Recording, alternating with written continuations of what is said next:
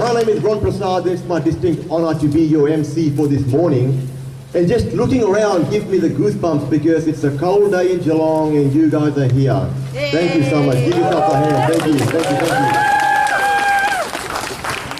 you. Now, has anyone travelled from anywhere else to be here? Any non-Geelong people here? Yay. Wow, most of us. That is powerful. Before we begin, I'd just like to take a moment to acknowledge the traditional owners and custodians of the land, the Wathawarung Nation. We send our respect to the elders past and present, and we ask for the spirit of the land to be with us as we go through this event. Why are we here today? That's the question on many people's lips and minds. Because 5 years ago, exactly 5 years ago, we saw something on TV that changed the course of this nation. That night, May 2011, when Four Corners on ABC aired the footage of what was really happening, of what most people knew in the live export trade or in the federal parliament, but they kept us in the dark. Little did they know that that footage, the so-called grainy footage as they called it, will have a ripple effect. And 5 years later, we're still here fighting the same battle because there's a lot of work to be done. So, 5 years ago that happened. My question to you is this: has much changed? No. That's why we're here. That's why we're here. And the footage of Tommy the steer, that black steer, shaking as he was awaiting his death, watching his fellow Australian cattle face a type of death that we couldn't even imagine. We are here for Tommy. We are here for all the Tommies that we didn't see on the footage. And on that note, I ask that we all observe a minute's silence to remember all the animals that we have lost at the hands of the live export trade. Thank you.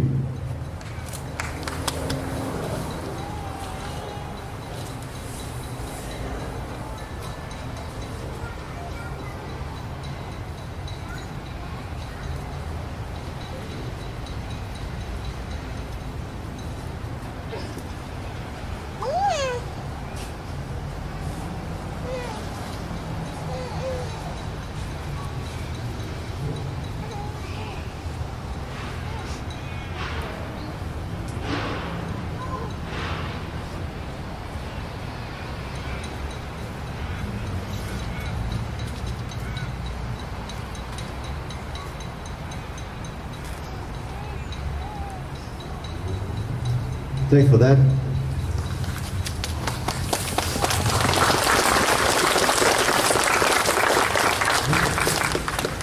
Guys, just a reminder, we are here to support each other, so if somebody next to you is in tears or crying, please give them a tap on the shoulder, give them a hug. We are all here to support each other, okay? Now, I'm going to mention a name, and please feel free to show your emotions when I mention this name, okay? Barnaby Joyce. That's what I expected. That's what I expected. Now, did anyone see or hear what he said on Wednesday night? Yeah. He said that because we banned live exports in 2011, Indonesia retaliated by sending more boat people. The reason why I tell you that is not only to make you laugh. The reason why I tell you that is this. That's the extent the pro-live export people will go to make sure that this barbaric trade continues. Moral of the story is this: we have a big fight on our hands and we are ready for that fight. We are very fortunate here to have 4 speakers today, 4 very passionate, committed, dedicated speakers today who will be telling us what they are doing and how you can help to end this barbaric trade. And did anyone go to the first Ban Live Export Rally June 2011 at the footsteps of Parliament House? How many? Yes. Or most of us. Guys, guess what? 2 of the speakers from that rally are here today. This goes to show how committed they are. 5 years on and they're still fighting. And I believe that rally had the same MC as today. So the first speaker that I give you today is Mr. Kelvin Thompson. Kelvin Thompson is the member for Wills, the seat of Wills. He's a very passionate animal rights advocate and activist. And he's one of those politicians who doesn't hold back, who always voices his opinion about what is happening and what should happen. Kelvin was one of those speakers who came at the first Ban Live Export rally in June 2011.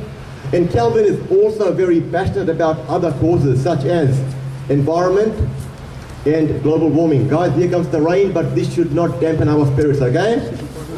So please join me in giving a thunderous welcome to Mr. Kelvin Thompson.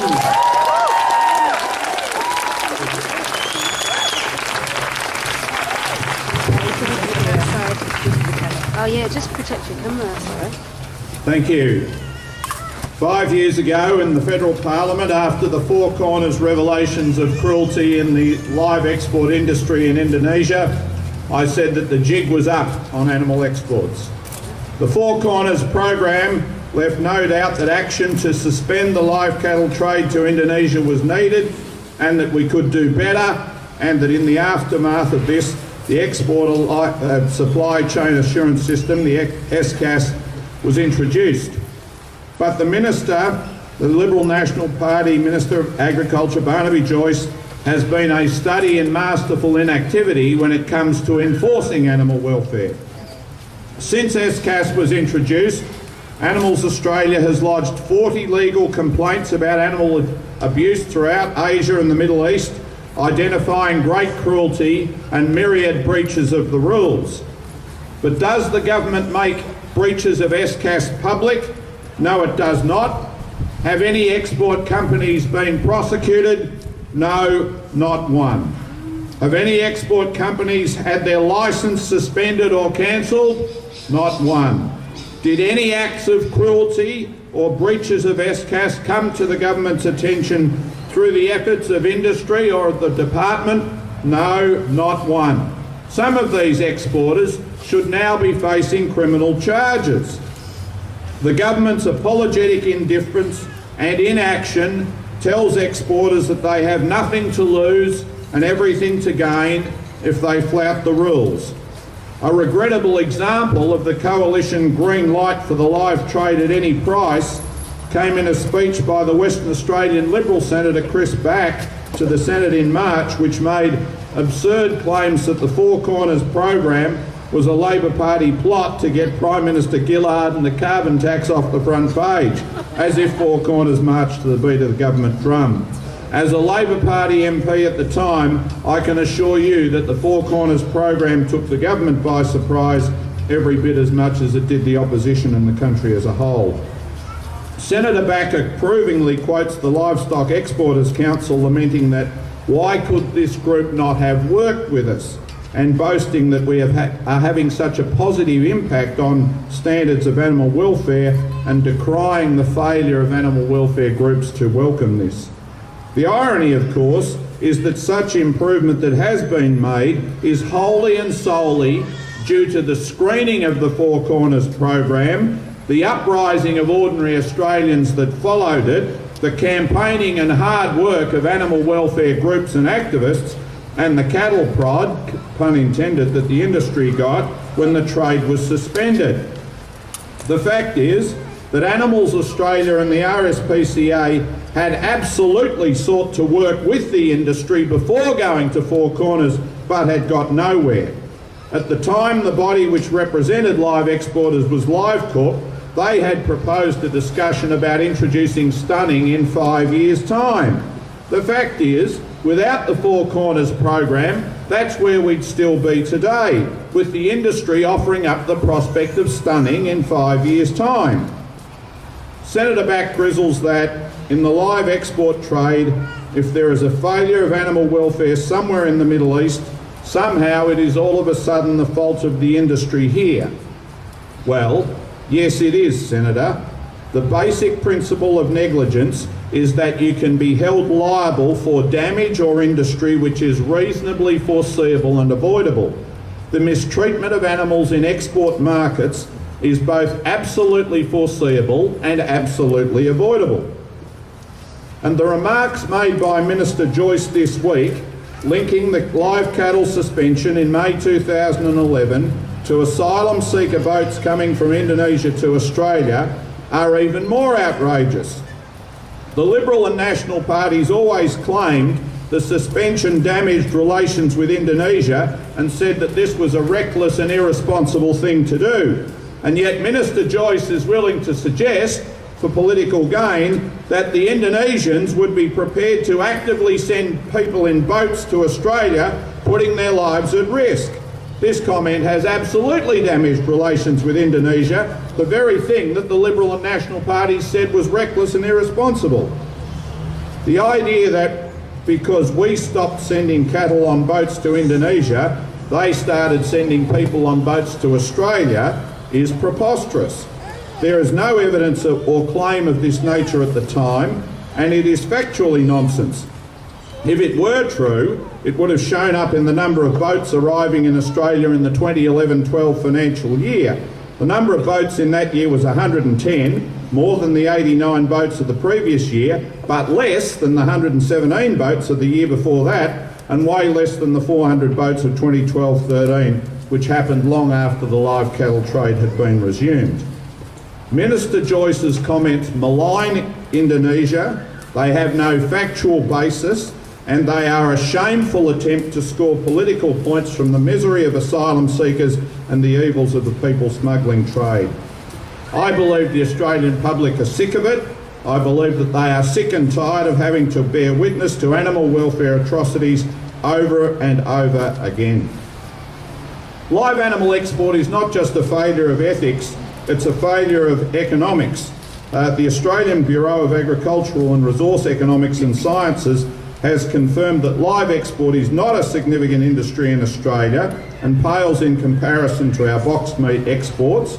It confirms that most Australian farmers don't live export, and the majority of those who do are not reliant on the trade, and finds that the potential for meat exports to substitute for live cattle exports has increased in recent years, reflecting improved availability of refrigeration and increasing supply of low-cost beef imports. Government trade claims that transitioning out of this cruel trade would be bad news for the Australian economy are absolutely wrong.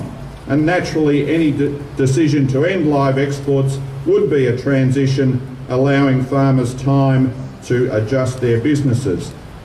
The Australasian Meat Industry Employees Union, and I saw some of their representatives here today, has estimated that some 3,500 direct employment meat processing jobs have been lost because of the Australian live animal trade. And just this week, the union's Newcastle and Northern branch wrote to Minister Joyce urging him not to expand live export because doing so would threaten abattoirs in Tamworth, Inverell and Scone, causing job losses in the minister's own electorate. New England's 3 abattoirs employ 2,000 local workers, and these jobs are threatened by Mr Joyce's reckless and short-sighted approach. Can I say, as I've said previously, you are the best of people. There's nothing in it financially for you to be here. The animals don't know, you can't know that you do this on their behalf. But still you come. You come because you know that we can do better than this, that we can and should have an independent Office of Animal Welfare. You come rather than turn a blind eye to the abuses and cruelty that are an inevitable part of the live animal export industry. You come because you know that unless you do, it's never going to get any better. Unless you do, it's always going to be like this. The awful footage smuggled out by gutsy animal welfare investigators, the same old hand-wringing from the industry, we didn't know, we're doing our best, the thinly veiled contempt from rural politicians and agriculture ministers who think of us as interfering do-gooders, people with no right to a say in how animals are treated. You know that none of this will change unless you come here. Without you coming here to bear witness, nothing will change and nothing will happen. We know that the Agriculture Minister doesn't give a damn about animal welfare, and I commend the plan on animal welfare released by the Labor Shadow Minister announced this week, which will establish leadership on animal welfare at a national level through a 6-point plan. The first point is to establish an independent Office of Animal Welfare, which will have responsibility for providing advice and oversight on the full spectrum of animal welfare issues, whether it's puppy farms or kangaroo culling or commercial animal husbandry. It will have input from the Commonwealth, the states and the territories. The second point is the establishment of an Inspector General of Animal Welfare as a statutory position to advise on the protection of animals in all Commonwealth regulated activities, including issues like live animal exports. The third point is to renew the Australian Animal Welfare Strategy, working with the states and territories, with animal welfare groups and industries to make Australia a leader in our region for the care and protection of animals. The fourth point is to review the exporter supply chain assurance system, and point 5 is to improve transparency and accountability with quarterly reports on any allegations or breaches of animal welfare standards and investigations undertaken, and any sanctions or other action taken over breaches of Australia's animal welfare standards. And it's been a great bugbear to me, and I dare say to you also, that while there are penalties for breaching the SCAS rules and numerous well-documented breaches of those rules by Animals Australia, none of those exporters ever seems to be punished. It always seems to be business as usual, so more accountability is definitely needed. Labor's final point is to ban animal testing for cosmetics within Australia and ban the importation or sale of new products tested on animals overseas. This follows nationwide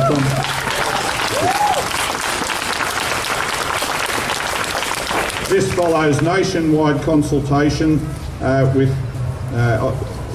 over 13,000 submissions, over 90% supporting these bans. I know that some of you may very well have participated in this work, and I thank you for your involvement. Taken together, I'm convinced that these measures will raise the bar on animal welfare in Australia. We should move towards more viable alternatives to the live trade. Just ask New Zealand, they got out of live trade many years ago. We can create more opportunities through value adding, and we can address the public's legitimate animal welfare concerns. Thank you all for coming along today, and best wishes to you for the future.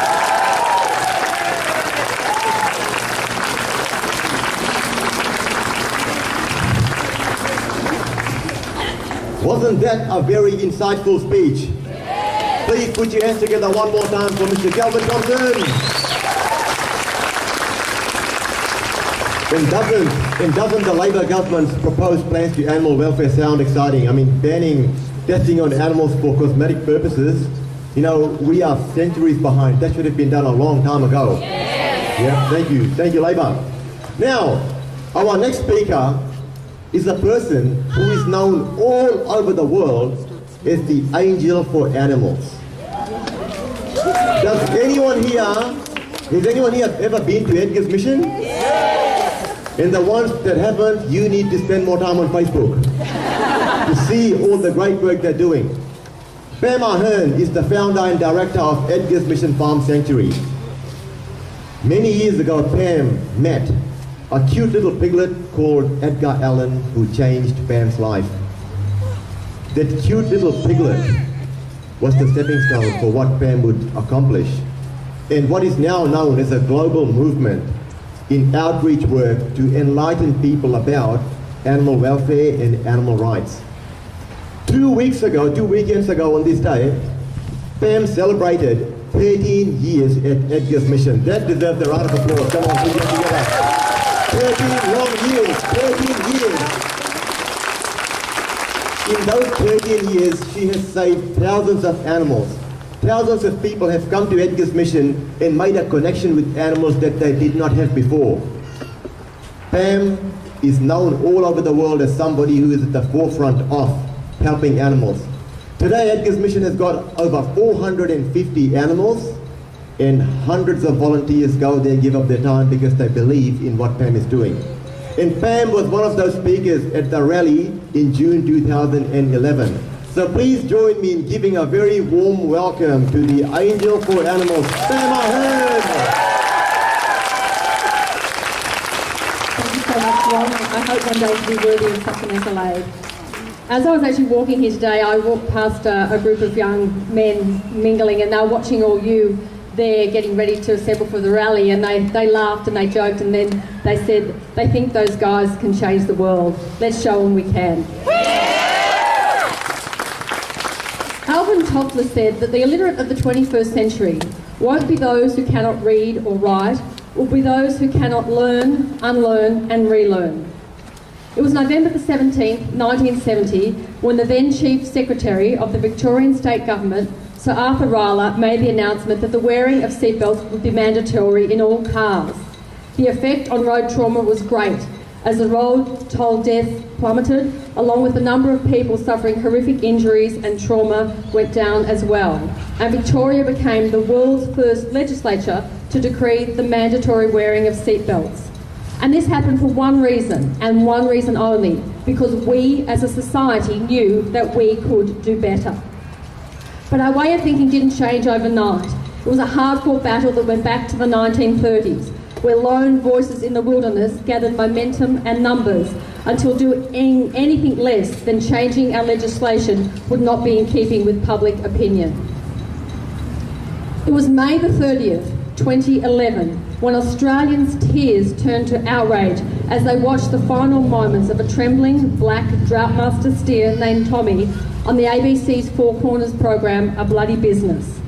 People not only watched the once gentle creature witness his buddies butchered before his eyes, but they empathised, recognising that although different in form, animals feel fear, pain and suffering in much the same way we do. Shocked to the core that the Australian government had failed so miserably her animals, and that we as Australians were too complicit in the wanton suffering of these creatures, compassionate hearts everywhere echoed the thought, we can do better. But sadly, 5 years on, we haven't. Today, live exports continue. New markets have even been forged, and many have forgotten about Tommy. But I know that you haven't. You, like me, will always remember that beautiful creature and all the others who are abandoned by our decision makers, because we know that profits should never come at the cost of our ethics, and we know that we can do better. Mahatma Gandhi said that the greatness of a nation and its moral progress will be judged by the way its animals are treated. Throughout history, what has been at the core of our ethical progress has been our ability to embrace those we once considered different, those we considered lesser than ourselves. For many today, animals are still considered lesser, but I challenge anyone to look at Tommy's trembling form and not see a creature who feared for his life, one who desperately wanted to live, but one who didn't have a friend in the world who could help him do so. He deserves so much better than what he got. Joaquin Phoenix said, "It takes nothing away from a human to be kind to an animal." History will judge us not by how we treat those who can defend themselves or whether we wear a seatbelt. History will judge us by how we treat the meek, the most voiceless and vulnerable among us, the animals, the ones who cannot fight back. This is where we find our true measure. We create the world around us by the decisions we make and the actions we take and the votes that we cast. One of the many things that I truly believe that makes our nation great is that we can change. We can change our way of thinking and we can change our legislation. But some things in life are non-negotiable for change, and our ethics should be one of them. Antoine Saint-Exupéry said, "Many people have forgotten this truth, but you must never forget it. You remain responsible forever for what you have tamed." People often ask me what I wish for, and whilst it's a thought that I don't like to dwell on because I'd rather deal in realities, if I did have a wish right here, right now, it would be to grasp our politicians by the hand and stand beside them in a slaughterhouse in a foreign land to where they have condemned our animals. And I would urge them to look into the eyes of those animals and feel their plea for mercy and know we can do better.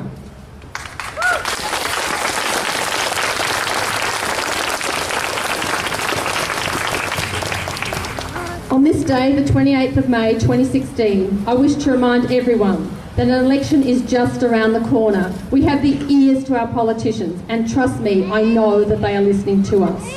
On behalf of Tommy and all his kind, please do not let their suffering, brutal deaths and loneliness be in vain. Contact them. demand we do better, demand an end to live animal export, if for no other reason that we can live happy, healthy and profitable lives without a live export industry.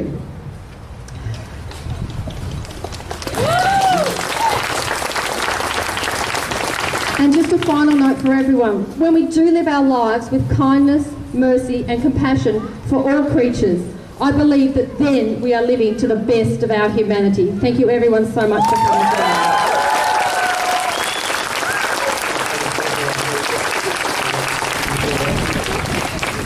Guys, as you can see, the logo of Edgars mission is, if we could live happy and healthy lives without harming others, why wouldn't we? Thanks, man. Thank you so much. I think that some of our politicians, the Liberal ones, need a copy of the jumper to look at it, put it on the walls and go, this is what I should be doing. Thank you, Pam. Can we put our hands together one more time for the Angel for Animals, Pam Ahern?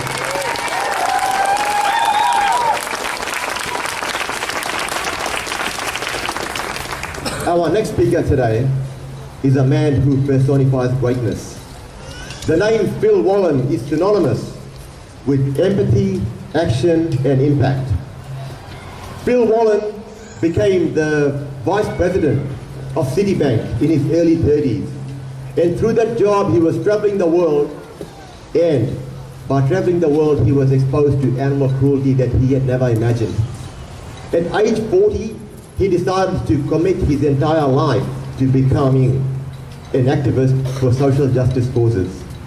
Today, Phil and his wife Trix, oh there she is, Phil and his wife Trix support over 500 charities in more than 40 different countries. Yeah. That's how big his heart is.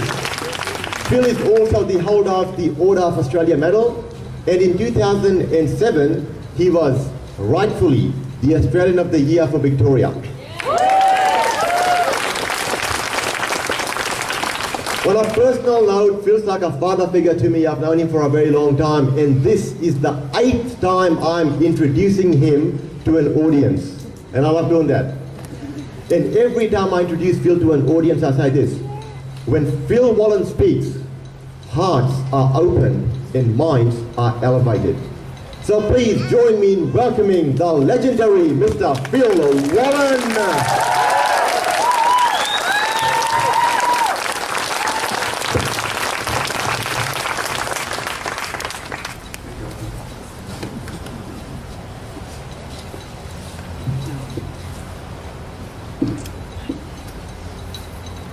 Can everybody hear me? Yeah. Thank you. Now, there was a time when Australian citizens simply asked their governments to do good. Today, we are forced to have rallies to demand that politicians stop doing evil. A pox on their houses.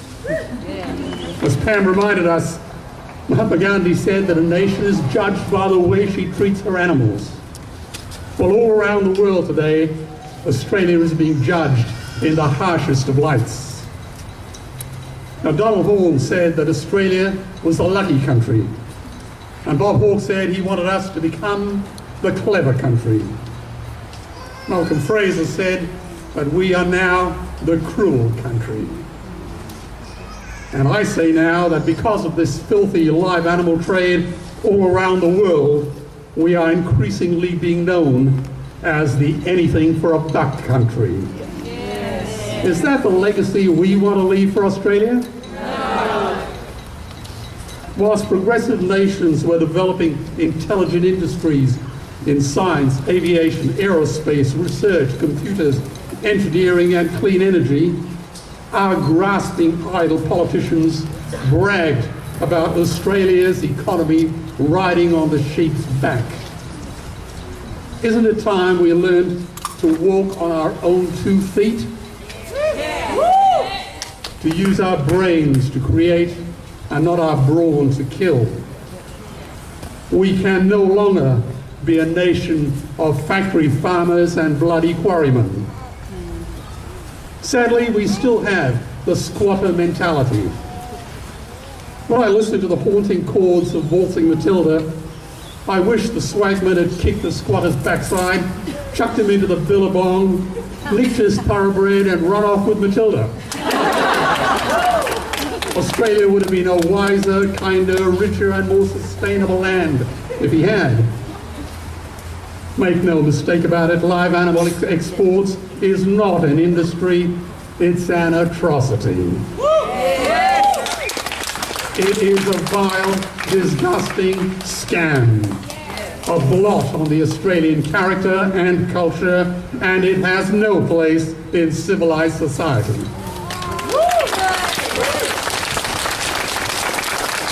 So any politician who supports this hideous trade should hang his head in shame, apologize, or resign immediately. There is no place for him in Parliament either. Now, as Ron says, we support about 500 projects around the world, and I've filmed atrocities that would terrify them and disgust the most battle-hardened Australian soldier. Believe me, the animal live export trade is the most egregious, nasty, and brutish of all of them. So I challenge every politician to send my footage to every household in Australia before the election or post it on the government website. Go on, I dare you. Now, decent Australian citizens have already decided that this live animal exports trade must end.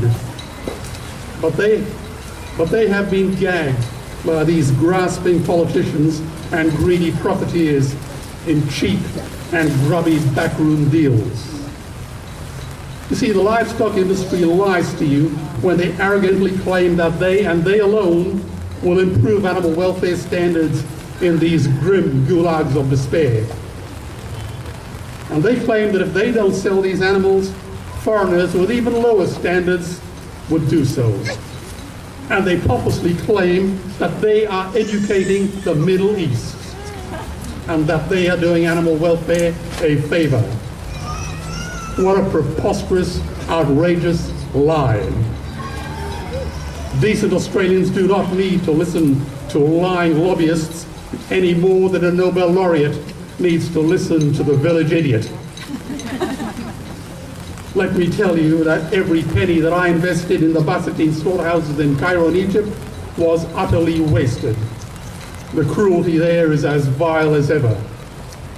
And in passing, I'll mention a few weeks ago I gave a speech in the Israeli Knesset Parliament. On the following day I was invited for coffee by the President of Israel to his home. And let me tell you, he gets it. He gets it.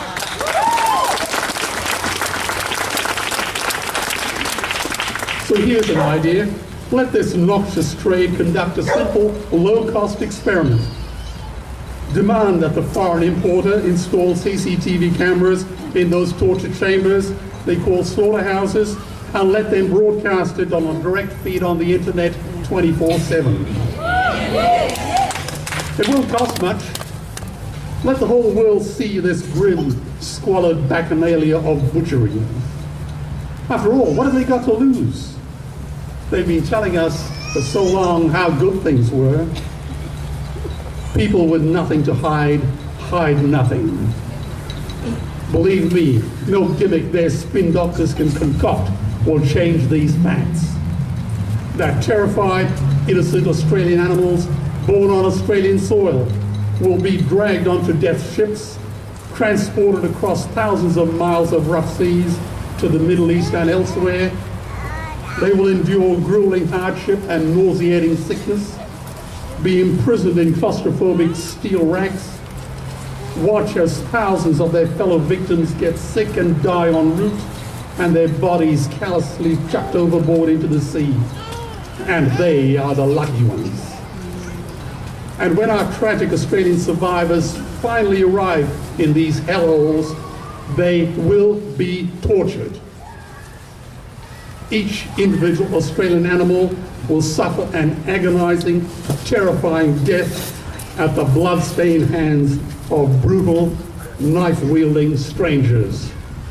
And it will be another nail in the coffin of Australia's reputation. These are the facts. And anyone who defends this hideous atrocity is indescribably cruel, blindingly ignorant, or deliberately obtuse. Let them choose 1, 2, or 3. And isn't it ironic? Our Australian history books tell touching stories of young Australian soldiers in the Middle East at the end of World War I, who refused to leave their faithful horses behind, choosing instead to take that last sad and lonely walk out of sight with their beloved horses and ending their lives with a bullet in the brain from a service revolver. And where did all these sad things happen? In the same bloody places that this cruel trade is sending tens of millions of Australian animals to their agonizing deaths for 30 pieces of silver. Can you tell me the truth of a more egregious, more ignoble, more humiliating betrayal of a nation's trust?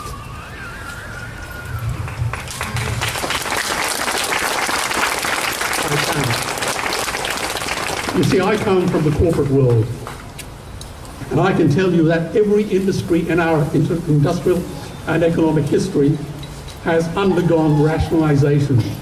Mining, airlines, banking, steelmaking, retailing, insurance, transport, textile, clothing, footwear, and forestry.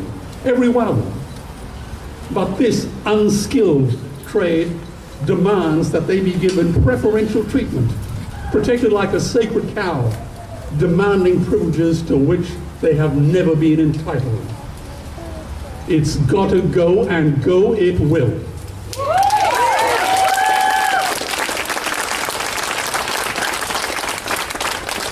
Martin Luther King said, cowardice asks the question, is it safe? Expediency asks the question, is it polite? Vanity asks the question, is it popular? But conscience asks the question, is it right? Is it right? So let's demand that the major political parties, Liberal, Labour, and the Nationals, simply grow a spine and ban this disgusting trade once and for all, simply because their conscience tells them that it is right.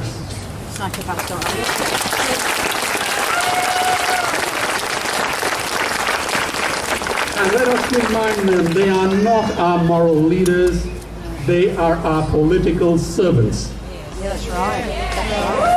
We can hire them just as quickly as we fire them. Now, I asked one of my colleagues in Los Angeles to call Rupert Murdoch to discuss the live animal trade with him. And Rupert graciously invited my colleague to attend the News Corp AGM in Los Angeles. He also permitted him to ask the question on the open floor of the AGM and undertook to answer the question himself. True to his word, and full marks to him, Mr. Murdoch publicly condemned the live animal trade unequivocally and unconditionally. The trade was cruel and did not measure up to his ethical standards. Wow. Full marks again. We must always give credit where credit is due. Then one of his newspapers in the UK breached the most fundamental principle of decency, invading the private citizens for commercial gain, taping their private telephone conversations. Rupert Murdoch stated that the newspaper did not measure up to his ethical standards, and he surprised the world with his decision. He shut the newspaper down. The News of the World, 168 years of tradition, gone, not a moment's hesitation. Today, I call on Mr. Murdoch to show the same strength of character and shut down every newspaper that has publicly endorsed this vile trade.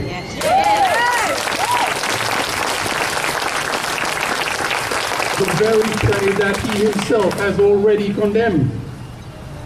And will he also castigate the cowardly politicians who approve this cruelty to Australian animals, a subject Mr. Murdoch himself has not tried to shirk? And may I also put on the record that Dame Elizabeth Murdoch, his beloved mother, a truly great Australian, graciously put her name alongside mine on a public notice published in Australian newspapers condemning this ghastly trade.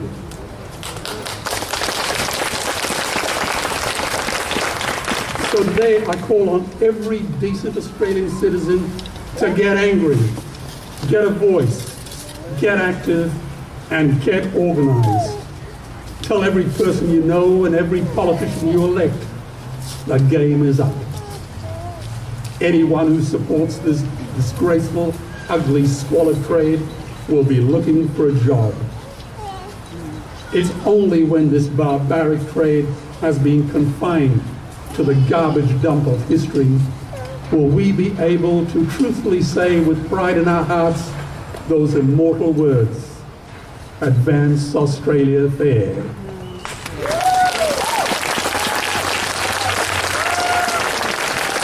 Let's bring on that beautiful, wonderful day. All Australians, regardless of race, religion, or species, have the right to be treated decently, and they have waited long enough. Let's end this barbaric trade once and for all. Let's do it now. Thank you.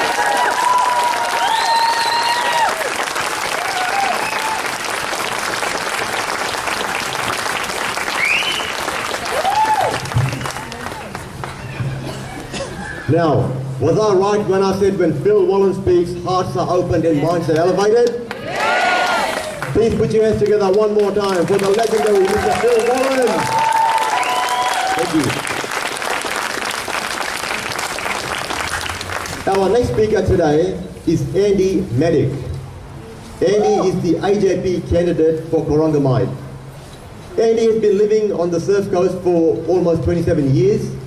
And being in the construction industry, he's a very strong union supporter. What sets Andy apart is the time and the effort that he puts into researching the causes that he wants to fight for. Andy's knowledge and the retention of knowledge that he brings forward is very impressive indeed. In the upcoming election, Andy will fight, and I mean he will fight tooth and nail, for three things: animal welfare, environmental issues, and human health. And Andy believes that this is time for war. It's time for him to go to war. War against people who, politicians and industries who are not paying their attention towards animal rights, environmental issues, and human health.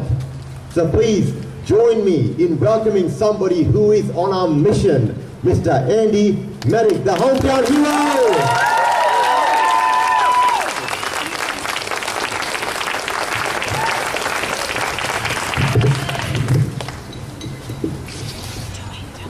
Is that okay? Everyone can hear me all right? Yeah. Cheers. First of all, thank you all for coming out in what is sort of very, very uncertain weather. I greatly appreciate it. What you're doing here today is showing that the people of Geelong and the people of the Western region of Victoria have a message for those in Canberra who want to continue the live export trade, and that is that we won't stand for it anymore. We will make you pay.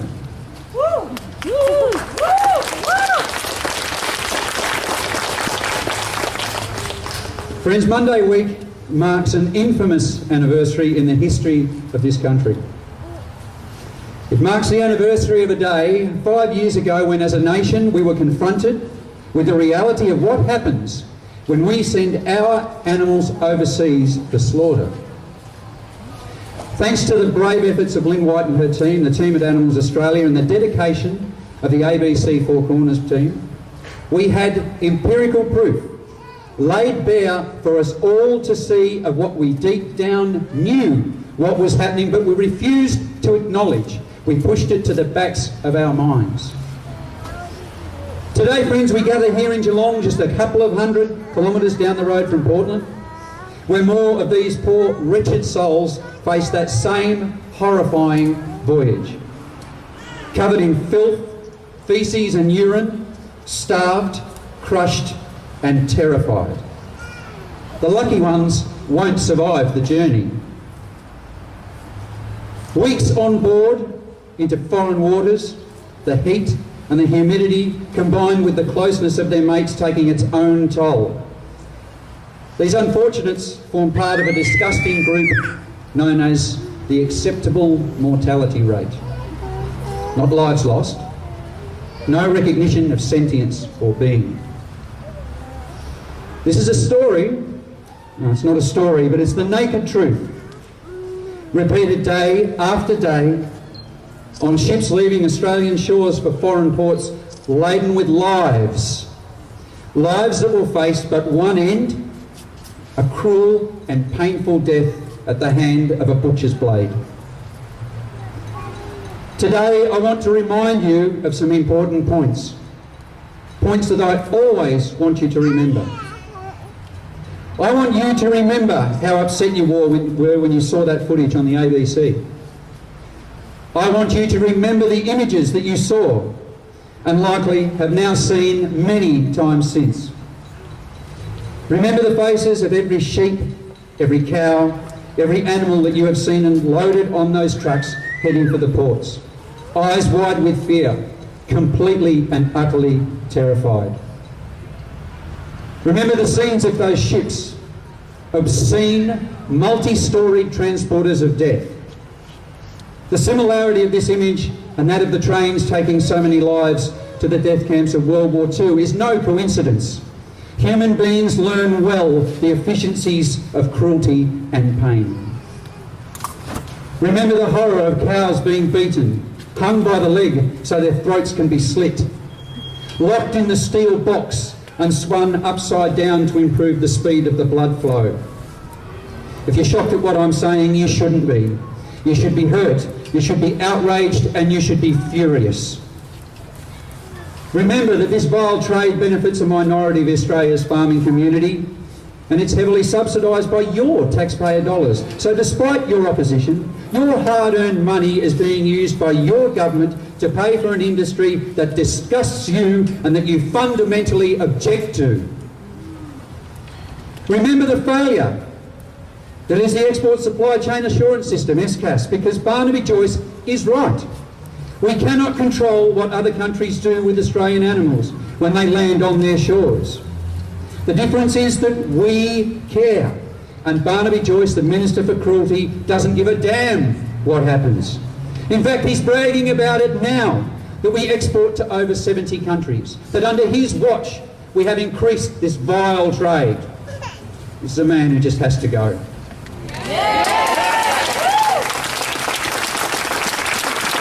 I want you to remember that his comrade, Senator Chris Back from Western Australia, has a bill for ag-gag laws in this country. When Lynn White came back to Australia and that program was aired, Lynn White was lauded. She was praised. The bravery of what they had accomplished was broadcast around the world. If the coalition has their way, Lynn White will be jailed tomorrow for doing exactly what she did. New South Wales has already passed this type of legislation. I ask you, are you going to let that happen here? No. Are we going to let this happen nationally? No, we're bloody well not. No way. I want you to remember that Sarah Henderson, local MP, is a vocal and happy supporter of the live export industry.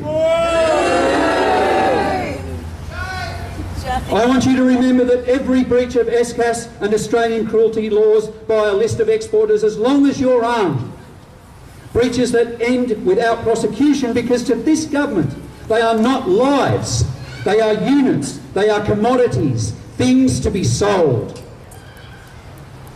I've been asked a few questions along the way. I'll give you my answers. I've been asked, if you stop live export, do you think that will mean those animals will just be slaughtered here? Well, yes, I do. There's no denying that that will be a reality. The example is there from the New Zealand experience. Do I want to see more slaughterhouses open here, meaning more local jobs? Might be an unpopular position, I know, but no, I don't. My answer to both these questions is, whilst I accept that there will be an initial take-up of animals slaughtered in Australia, it's my sincere hope that this will drop off dramatically, and I would never like to see a new slaughterhouse open. I make no secret, ladies and gentlemen, that I am a vegan.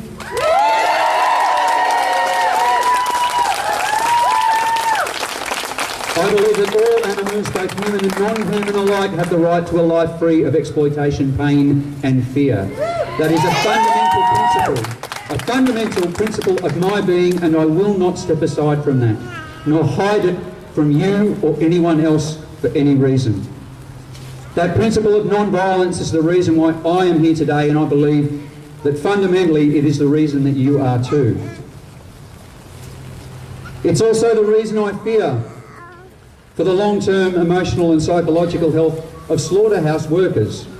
The link between violence towards animals and violence towards other human beings, including domestic violence, have been proven many times over. I said it may be unpopular. I can't shrink from it. Friends, the federal government, the government of Sarah Henderson and Malcolm Turnbull and Barnaby Joyce, is a government that believes that everything is up for sale. The lives of these animals and the health of our society. You may have noticed there's an election on the horizon, so I'd like you to all do a few things for me. I want you to think back on everything I've said here today, on the reasons that you are here. I'd like you to remember that our current government wants to introduce those ag-gag laws to prevent anyone from speaking out about any cruelty in the agricultural sector. Lastly, friends, I'm now going to read you something that I want you to look up online. It's from Edgars, and I want you to write it down. I want you to take that piece of paper and put it in your pocket or your handbag or your wallet.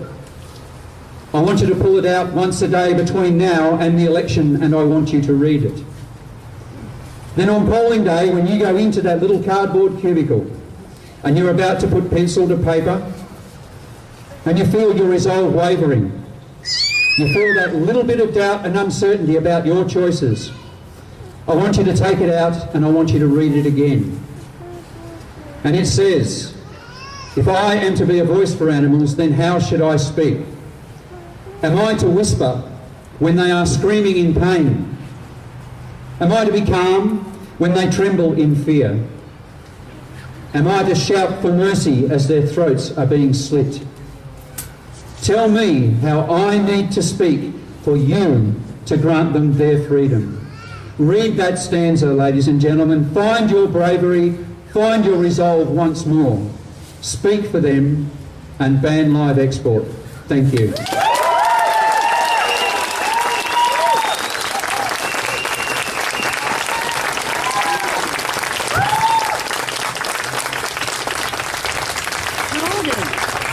Let's hear it one more time for the hometown hero, Andy Meddick.